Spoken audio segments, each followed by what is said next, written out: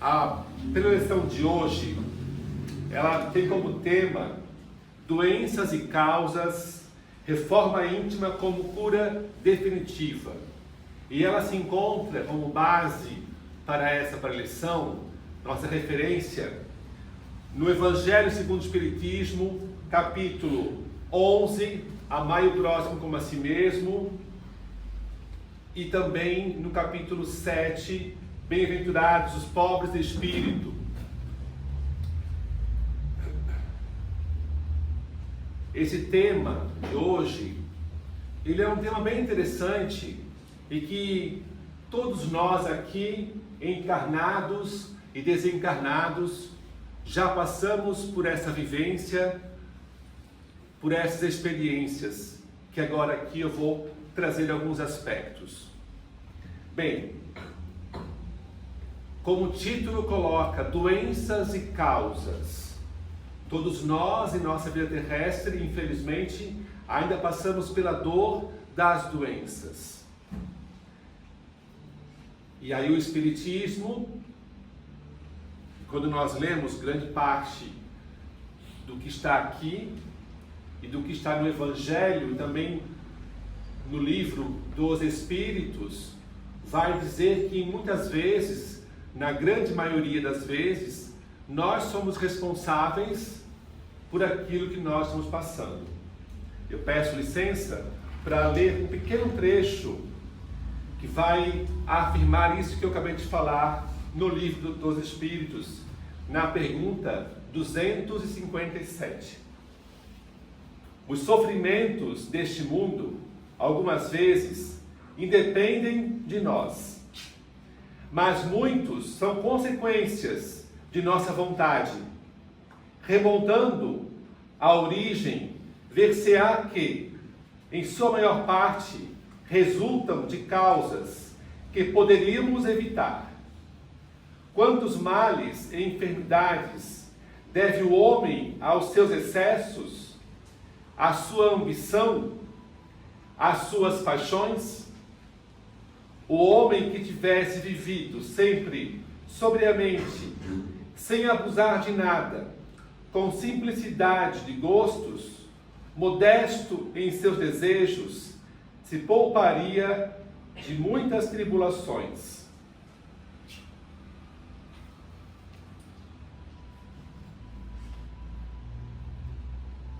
Aqui está dizendo o que eu acabei de falar, que muitas vezes nossas dores são causadas por nós mesmos. E nessas duas partes que eu acabei de citar, do capítulo 7 e do capítulo 11, quem já leu o Evangelho sabe que dentro do capítulo tem alguns números, né? O capítulo é também dividido por, como se fossem versículos, né? Então, esses dois capítulos, eu estou basicamente retirando essa preleção da parte 11. E um deles, o título é Orgulho e o outro é Egoísmo. Olha que interessante. Quem que já morou em casa ou já trabalhou, teve já um jardim, né? E já teve que arrancar capim, o inso ou a erva daninha, sabe o que eu estou dizendo. Se nós arrancamos com muita rapidez e nós não tiramos a raiz, tem aquela cebolinha, tem aquela batatinha, e aquilo é uma desgraça, porque está lá no fundo, e você acha que você arrancou, saiu uma batatinha, mas às vezes tem 10 batatinhas junto, e depois de 2 dias com sol e com chuva, está cheio de novas cebolinhas, né? Quem já morou em casa e tem um terreno com brita e sabe o que eu estou falando, né? Meu pai ficou 2 semanas arrancando as cebolinhas. Depois, na 3ª semana, surgiu mais 30, né? E aí ele queria acabar com as cebolinhas. Aquilo irritava ele.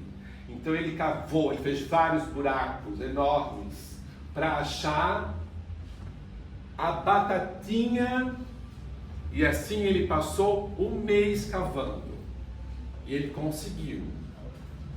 E se nós olharmos para as nossas dores, as nossas doenças, se nós formos apenas olhar no raso, né, assim, no superficial, essa dor, eu fui no médico e não para, a medicina vai dar um olhar. A medicina que é voltada para apenas o racional.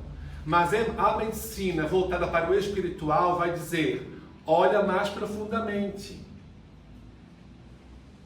E aí, se nós olharmos bem lá no fundo, a causa da nossa dor, da nossa doença, vai estar no nosso orgulho e no nosso egoísmo. No livro dos Espíritos, ele fala das paixões. E é interessante porque no Evangelho, ele também fala isso. E que muitas vezes nós transformamos as nossas paixões em deuses.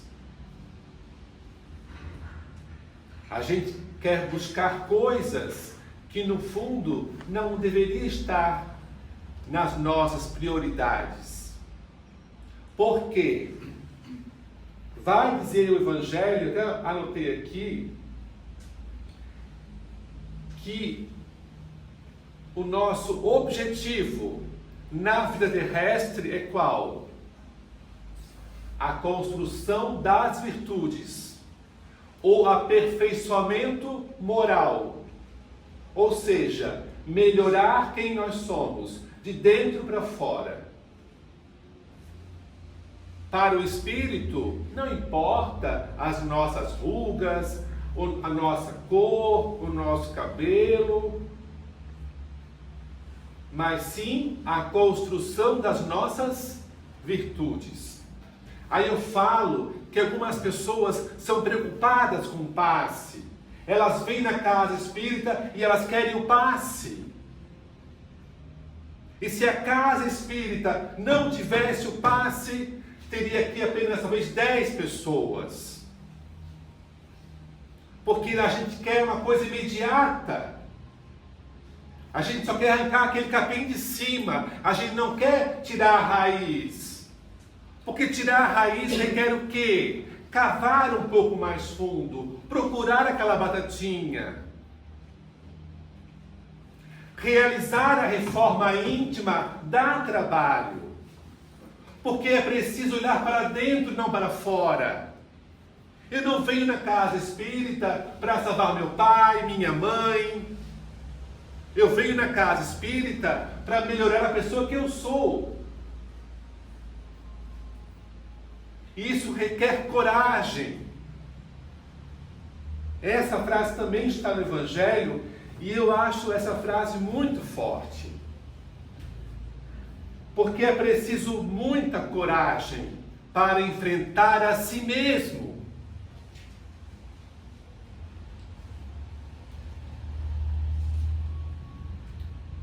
É mais fácil a gente olhar para o outro do que para nós. Eu nunca me esqueço, a primeira vez que eu entrei na casa espírita, o que mais me chamou a atenção foi o silêncio. Era um silêncio profundo. Ainda era lá em cima no Maluche. E eu entrei e eu estava acostumado com uma outra vivência religiosa, aonde a gente se ajoelhava, fazia uma oração, sentava, virava para o lado e conversava. E eu cheguei, sentei, não tinha levado nenhum livro, olhei para um lado, 3 lendo, na minha frente 2 lendo e ninguém conversando. Todo mundo em meditação. Esse tempo que nós temos antes da pré-eleição, ele é muito importante. Porque é aquele momento que nós olhamos para nós mesmos, que nós fazemos a nossa reflexão. Aí eu vos pergunto e vos questiono: qual é a sua dor? Qual é a sua doença? Aonde dói? Você sabe aonde dói? E você sabe por que dói? E se você sabe por que você permanece nesse lugar? Porque muitos de nós gostamos da dor. Nós almejamos a felicidade, nós queremos a felicidade, mas volta a afirmar, a felicidade, assim como o amor, requer coragem. Coragem para pedir perdão, coragem para se perdoar. Porque vai dizer no capítulo 5, que as dores que nos afligem têm dois caminhos, ou são de outras vidas, ou são desta vida. Mas ambas são escolhas que nós fazemos. Então, se nós temos mais consciência de nossa vida, daquilo que queremos ser, nós faremos boas escolhas. E nesse capítulo também, nos dois capítulos, há uma parte que se iguala, que é: qual é o nosso modelo? É o Cristo. Aí no capítulo 11, ele vai colocar essa pergunta que nós deveríamos colocar na nossa geladeira. Quando vamos colocar Cristo como nosso modelo? E aí ele vai dizer também no capítulo: sede verdadeiros cristãos. Ser cristão é seguir a Cristo. Seguir a Cristo é transformar os nossos defeitos em virtudes.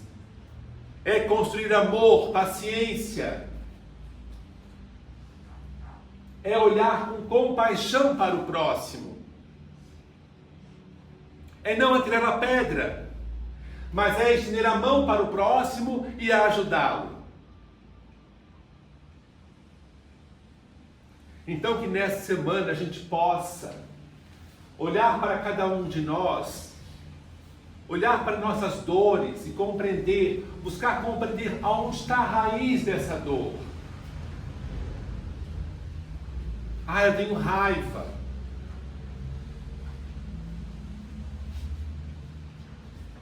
Quantas pessoas têm gastrite às vezes? A gastrite pode estar muito relacionada com vários sentimentos. Quantas vezes a mágoa atrapalha o nosso crescimento? Quantas vezes a carência leva as pessoas a entrar em relacionamentos abusivos e que de amor não tem nada? Quantas pessoas aceitando migalhas e ao invés de se libertar, se aprisionam em mais desamor. Tem um autor católico, Leonardo Boff, que tem um livro chamado A Águia e a Galinha, que eu acho fantástico. Ele faz uma metáfora entre a águia e a galinha. E ele vai dizer que muitas vezes nós somos a galinha. E quem já viu um galinheiro sabe o que eu estou falando. A galinha não sai do galinheiro, ela morre de medo de sair do galinheiro. E ela já é confortável no galinheiro. E se fosse jogar um pedacinho de pão velho, ela vai lá e come feliz da vida. Mas ele vai dizer que nós somos águias. E a águia não fica no galinheiro. A águia voa longe. Ela vê longe. Mas para voar, nós precisamos sair do galinheiro. Desse lugar cômodo que nós estamos. Para fazer a reforma íntima, a gente precisa se levantar. A gente precisa construir e desconstruir várias formas que nós temos. Não é fácil. Não é fácil admitir que nós estamos onde nós nos colocamos. E o Espiritismo vai nos tirar da condição de vítimas, porque não há vítimas. Eu já contei essa história e eu termino a minha fala hoje com essa história do cachorro do posto, que é fantástica. Talvez alguns já conhecem, outros não. Mas o senhor que trabalhava no posto tinha um cachorro que era de rua. E aquele cachorro sentou numa tábua com prego. E ele chorava. E ele chorava copiosamente. Passava por ali uma pessoa e viu aquele cachorro chorando e perguntou para o dono do posto: por que ele chora? E disse o dono: ele sentou na tábua com o prego. Mas então tira ele. Não. Ele sentou, ele pode se levantar. É só ele se levantar. O que impede ele de se levantar? Nada. E muitas vezes nós somos o cachorro do posto. A gente está naquela doença, naquela dor, e nós alimentamos aquela dor. E ficamos ali chorando, e ficamos ali. E é bom porque a família olha para nós, alguém vem e nos abraça. Vejam, é preciso coragem para se levantar e falar: eu não quero mais isso. Eu vou mudar de vida. Eu vou arrancar essa erva daninha com a raiz e com tudo. Eu quero dar um passo na minha vida.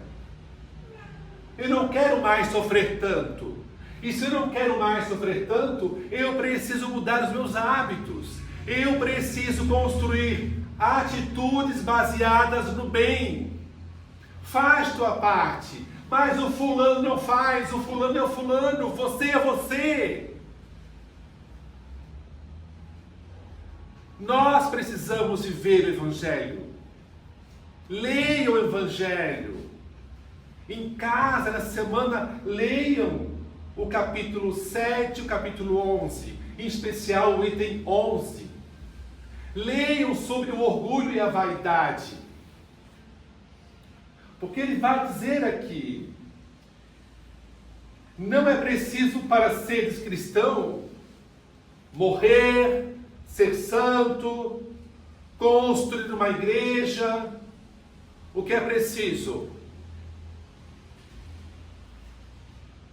Preciso única e simplesmente o sacrifício do vosso orgulho, da vossa vaidade e do vosso egoísmo.